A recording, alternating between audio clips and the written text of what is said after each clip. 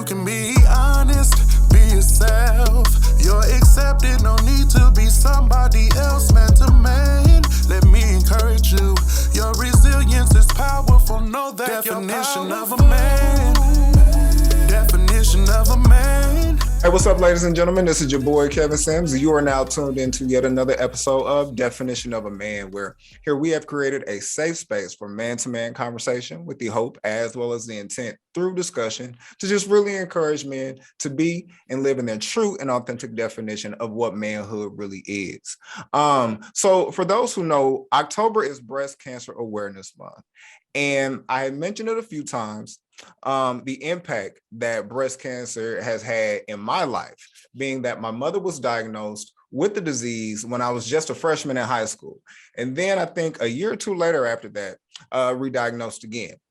So I definitely do my best to show my support for the Pink Ribbon Gang, because from her diagnosis moving forward, it changed not only her life, my life, but our family's life in its entirety, which is why on this episode, Definition of a Man presents Her Fight, Her Survival, Breast Cancer Awareness, where on this episode, we will be taking an in-depth look at the life through the eyes of someone who has survived the most commonly diagnosed form of cancer in the United States to date, that being breast cancer. Join us as my guest shares her journey of being diagnosed with the illness, the challenges she faced, and the willpower that helped carry her to the finish line. Joining me for this conversation is such a beautiful soul. They say, it's a blessing that we don't look like what we've been through. But listen, when God favors you, you come out on top all day. It is my honor to welcome to Definition of a Man, Dr. Danita D. Webb. Dr. Webb, it's such an honor to have you here to share your story, love. How are you? I am blessed and highly favored and excited to be here with you on tonight. I know that's right. It's such a pleasure to have you here. I do my best, like I said, to just really give my contributions because, to see what breast cancer can do, to hear the stories is just, and to actually see it up close and personal. You know what I'm saying? Like you just feel attached to it. So I brought Dr. Webb here for her fight, for her survival. So you guys can really, like I said, just get an in-depth look. So, hey, without further ado, Dr. Webb, let's just go ahead and get right into it. Now, Dr. Webb, I want you to start. I wanna go back. And I want you to take us back to the time. I want you to talk about the events that took place leading up to you being diagnosed with breast cancer.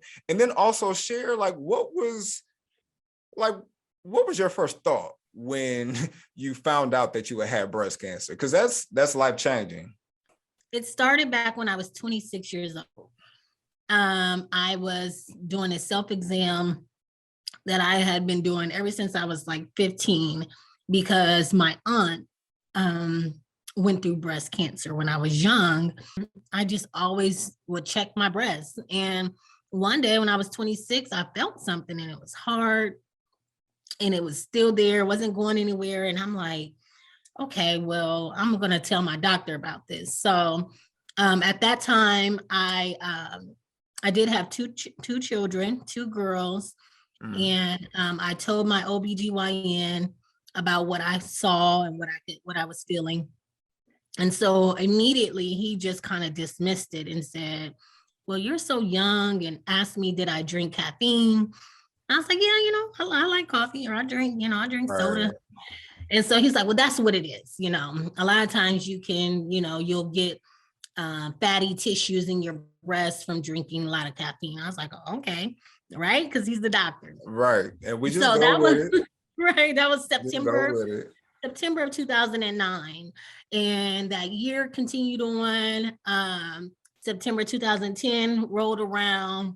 That lump was still there. It had actually gotten bigger to where if I would move a certain way, I could see it protrude out of my chest. Oh, wow. Yeah. So I was like, something ain't right. So when I went back to my annual in October, I said, this is still there. And he tried to dismiss it again. But at that time, he was like, because he was like, it's probably just a cyst. And I was like, I would like to get some an ultrasound or something. He's like, okay. Right. can you stay? And we'll do an ultrasound. So I was like, okay. So I stayed. And it was like towards, doctor's office, they like to close down early before, and it was like close to 4. And I remember going downstairs and getting an ultrasound done. And they were like, after the ultrasound, the radiologist, you know how usually they wait till the doctor reads it. Right. The radiologist was like, this don't look right. It doesn't Already look on it. like a cyst. So we want you to get a mammogram.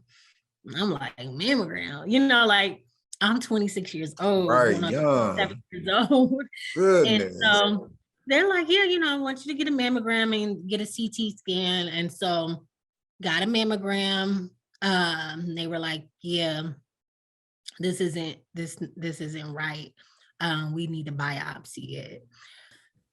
Of course, they had to like book the appointment for that. Right. And it was actually on my birthday. I went and got a biopsy on my birthday. And so then 2 days after my birthday, and my sister, my oldest sister, Danita, she went with me. So she was with me. She was in the room with me. This long old needle, they stick in you, and it's a big old, it's like a loud pop sound where they're taking the tissue from you. And so I was a teacher at the time. I taught first grade. My phone rang while I was in the classroom, and I just couldn't wait. I didn't let it go to voice. Like I answered it. You just be so anxious. Yes. So anxious. Which I probably shouldn't have, because like I had a classroom full of students, and I answered my phone, and that's when they told me that I had breast cancer. And I had one of my teaching partners, I went next door to her, asked her to watch my room, and I went to my principal's office and I cried, and he called my family and stuff, and I ended up leaving for the day and whatever. And so anyways, I learned more about it after that. Of course, there was lots of appointments after that. My family, they're with me. I was a single mom. It was just me and my girls. And so my family, they came and they took notes and stuff, because it's a lot. They telling you all things. Yeah. And so they were like, I think at that time it was in between stage 2 and stage 3. Besides the one lump that I could see and feel, there were 2 additional lumps that I couldn't even feel that were there. Wow. And so they were like, we're going to send you to a surgeon so he can tell you kind of about the treatment plan we want to do. The first treatment, I did chemo with also hormone therapy. And that's because of the type of cancer that I had. And so after I would get the chemo, then I would need to come in and get this hormone therapy. So the chemo, so I've been going through this for many years, and there's been many different chemos.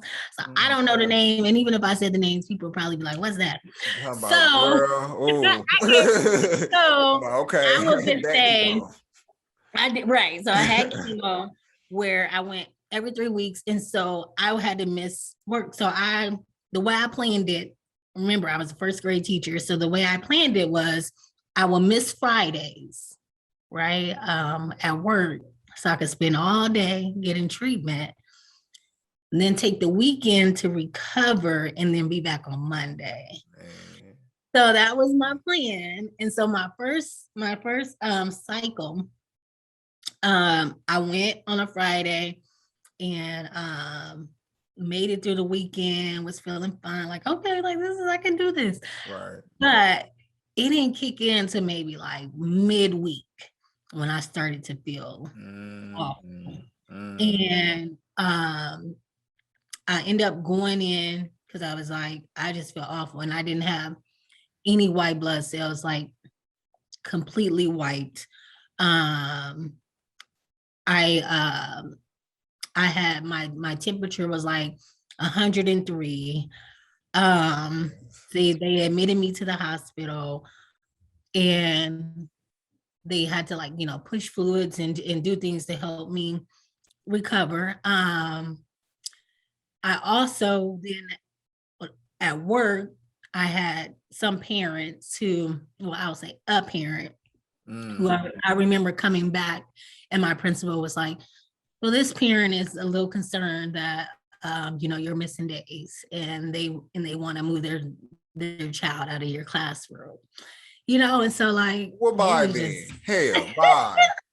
Bye. Like, it was quite, I was like a teacher doesn't have a life too. Like, I feel very like I feel guilty, but one of the things that when I started treatment, they talked about getting a growth shot where it boosts your hormones. For whatever reason, when I first got the chemo, they waited for it. But then once I was hospitalized, then they started to give it to me. So after I would get treatment on a Friday, that next day on Saturday, I came back in and got the growth shot to boost my white cells to help me have some type of energy. Yeah. So that was better. I don't know why we had to play the waiting game and wait and see what's going to happen to Danita.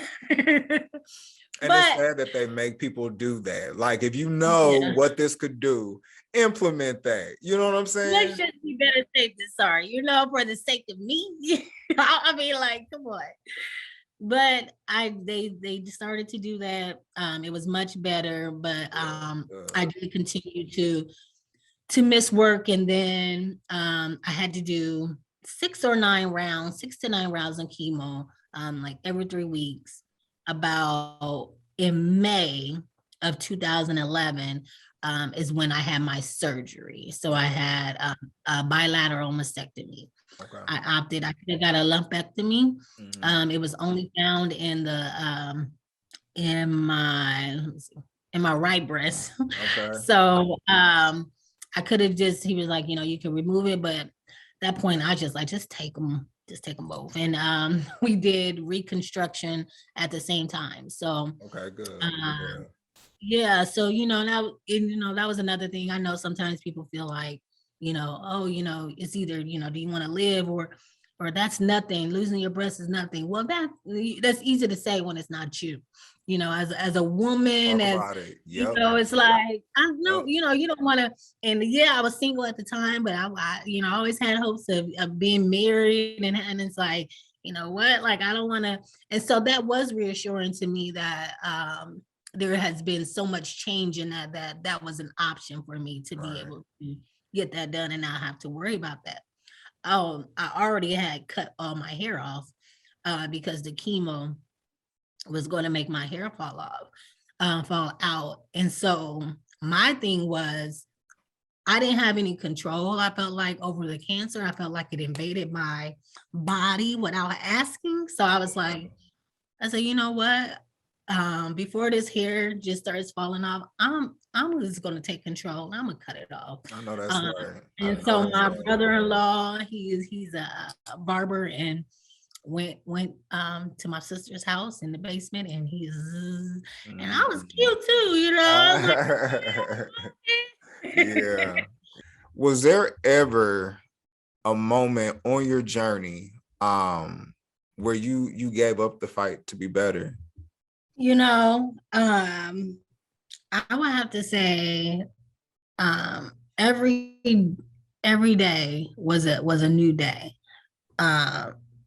So it's like, I don't look at the fight as in like continuous. Like, I had to make a choice every day if I was going to continue to fight. Got it. And one of the things is that in 2011, when I had the surgery and everything, that was supposed to be it. I should have been free, clear. Everything was good. Surgery was done. It didn't spread anywhere, they said. And then in 2014, I discovered another lump. And that's when I was diagnosed with stage 4 breast cancer, as they said that it spread to my lungs.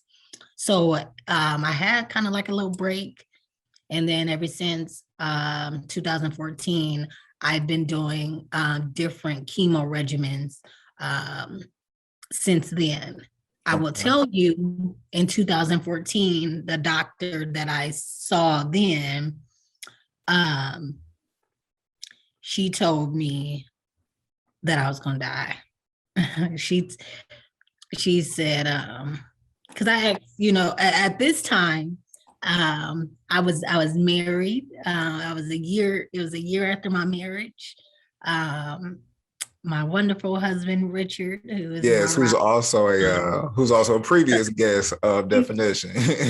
Yeah, so it was different for me, but so I had different questions. Like, I'm like, okay, what if, can we have a child? Like, I want, we just got married, and you want to continue life. You want life to go on. Yeah. Right. And so she basically was really cold. Rather it was the science or what she was going off of, it didn't sit right with me when she told me, we're going to try this treatment. It's going to work for a little bit, then it's going to stop working. So we'll try another treatment, and it's going to work for a little bit, and we'll keep doing that until you die. And you have about, I would say, no more than 3 years. And this was what year again? 2014. Look at God. Look at God. Look at God. But then for them to tell you that, I'm sorry. So before I could even give up on myself or even consider giving up, I felt like they had already given up on me. Right. Hearing the doctor say that, it sounds like it just added that fuel that you needed. You see what I'm saying? It did. Because it's like you said, like, how you gonna give up on me before I even have a chance to? Yeah. You know what I'm saying? Like, it was about 3 years ago. What was it? Because it was right before COVID. Coleman has invited me to this dinner and wanted me to speak. And I spoke, and that doctor was there, and then another doctor too that kind of rubbed me the wrong way. They were both there, and I said my speech, and I looked over. I said, "Yeah, you see, I'm standing right here. Talk about it. Still standing." Right here.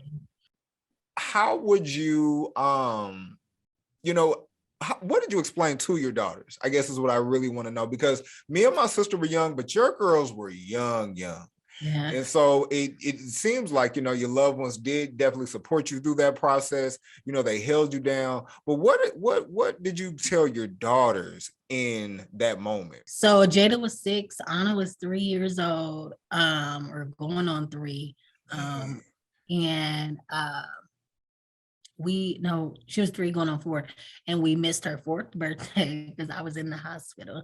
Her birthday is December 4th, so we had to prolong her birthday because that first chemo after Thanksgiving led me in the hospital. And really, they were so young that I didn't explain too much. They just knew that mommy had cancer, and that made her really sick.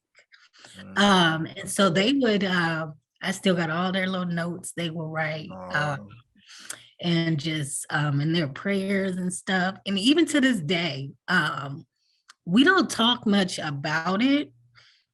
Like I said, we just kind of live life, and we don't dwell on it. Even when I get, like, I just got a scan the other day, and it came back okay. I didn't even share with them. They don't even really, I don't think that they realize like what the extent is of, and I sometimes I think to myself, like, okay, am I withholding something from them? And then I say to myself, well, no, because Danita, you've declared that you're going to see them graduate, you're going to see their children graduate, and you're going to see their children's children graduate. Yeah. So I don't even need to prepare them for anything. Yeah. And God continues to show me that. Good. Every time I continue to get a great report.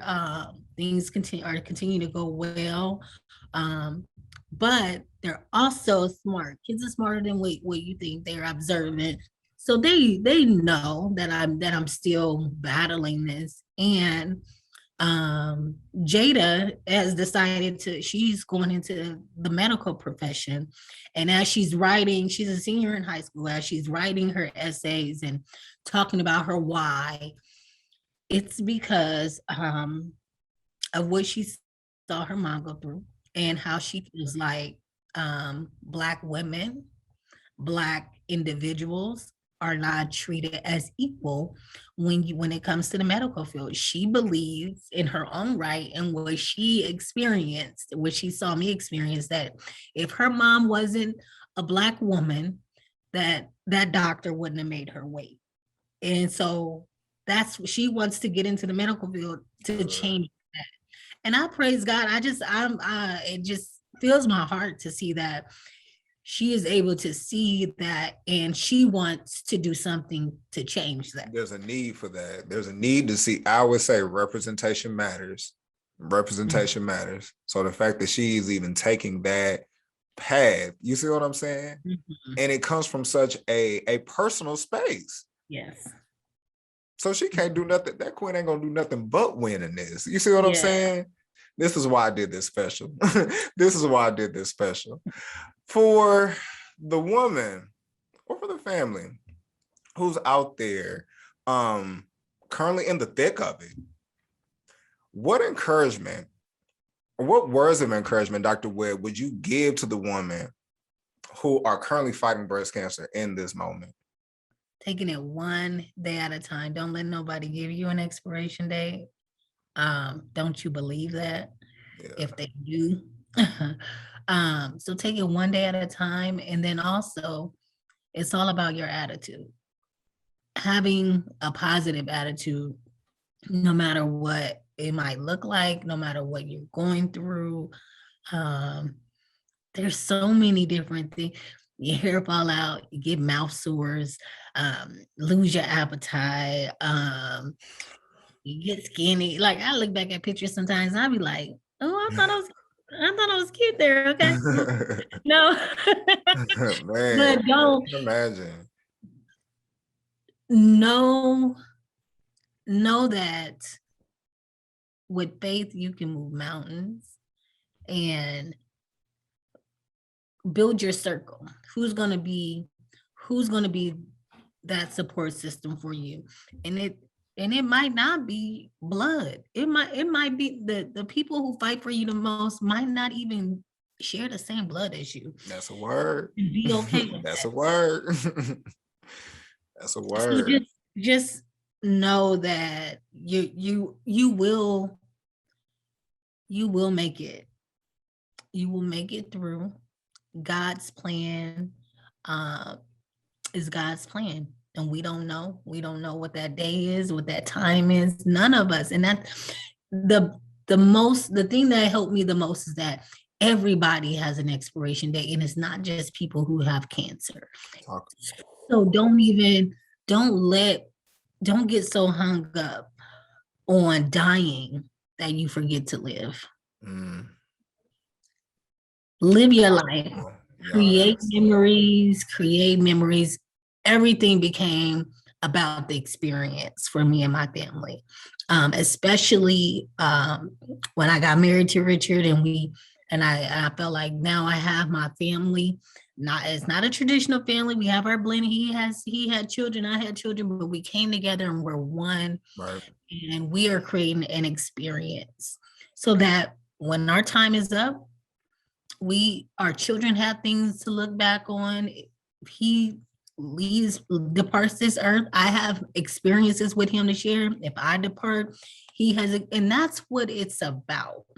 Living this life every day to the utmost and not letting anything stand in your way, not even cancer. Listen, and y'all listen, and this is coming from somebody who has firsthand basis on this. You see what I'm saying? Like, it really doesn't, Dr. Webb, like that. Listen, I done kind of got the chills a little bit, like, because it's so tough. And again, like I said, I've never been in those exact shoes, but to see it for what it is and to hear somebody speak in the way that you are, because I know if I could just tug on my mom's experience a little bit, it was rough. Like, I know some days she just was probably like you said, like, just because you walk in being strong, don't make it easy. Yeah. Don't make it easy. So that hope, that encouragement to just, again, give it one day at a time. And I love how you said we all have an expiration date, but don't let cancer be the cause of your expiration. Dr. Webb. Oh, I love it. I love it. Listen, that concludes her fight, her survival. I definitely want to thank Dr. Webb for joining me for this conversation that I know was going to touch some people's lives. You know what I'm saying? I know it's going to touch some people's lives. Being on, with us being on both sides of the fence, you knowing what having cancer is like, me seeing what cancer is like, it's, I really want to have this conversation because, again, like I say, on our end, you just feel helpless, but you just know you got to be there. Like you said, like with the family, they was just there. Yeah. You know what I'm saying? Look, whatever you need, we got you. Like, here, okay, we're going to take the girls to school. We're going to do this. We're going to do that. Yeah. But we're going to hold you down. And that's just so important. So, Dr. Webb, when I tell you, it is such a blessing to see you sitting here smiling today. Yes. Because that was, 2014 that doctor told you that? Yes. Yes. It's a blessing that you're a woman of faith, because I know if that was my mom, she, girl, where'd she go? Where's she at? So, Dr. Webb, before we get out of here, I definitely want you to, plug where people can find you. Maybe want to contact you if they want to ask, you direct questions. Where can they find Dr. Webb at? So primarily I'm on Facebook as Dr. Danita Webb. I'm also on Instagram, Danita One Survivor. You can find me there. And I've had people reach out to me who I don't even know. And they will say, like, I know, and even aside from cancer, just general things, they'll say, like, I don't know, I know you don't know me, this might sound weird. And honestly, it don't. If the Lord led you to me, please, like, I'm going to take the time to respond. So if you, and even with cancer, people might say, if you don't want to share, I'm an open book when it comes to that. I will share whatever. I will be as transparent. Speaking of open book, I pray for me as I try to wrap my head around writing a book to share and be encouragement to people who are going through. So that's where you can find me, and I will definitely respond.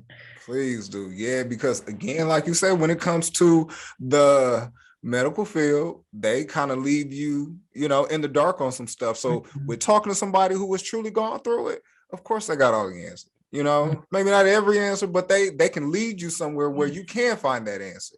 Absolutely. If you need me to come to that doctor's office with you and take those notes like my sisters and my family did, I will. Talk about it. Yeah, no, we ask those questions. I will. Have to. Tell you what to say to those doctors. I will tell you. Yep. So, yes. Yep. Because sometimes, me and my sister, we had to advocate for my mom because there was some stuff, she wasn't telling us. We was like, nah, Talking about your next appointment is when? Okay, I'll leave work early and meet you there. Like, we're not doing all of that. We're not doing any of that. Yeah. Listen, Dr. Webb, I definitely want to thank you so much for coming to get the conversation started for some and then keep it going for others. Listen, y'all, I hope that y'all have really shared in this beautiful story that we have heard today. I want to thank you all for checking out Definition of a Man. Hey, you guys be good to each other and y'all be good to yourselves, and we will catch you next time. Definition of a Man.